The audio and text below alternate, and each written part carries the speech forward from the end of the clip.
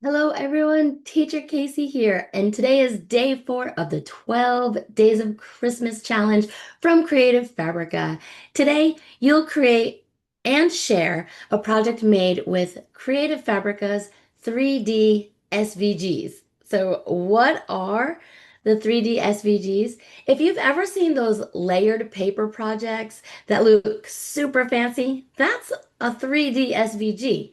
You cut multiple layers and stack them to make your design pop. Super cool, right?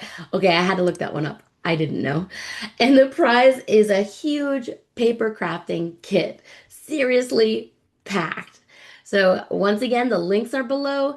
Go craft and enter. Don't forget to enter in the challenge comment of the day. Super easy, super fun.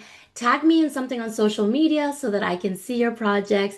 And I'll see you all tomorrow. Have a great day, everybody. Bye.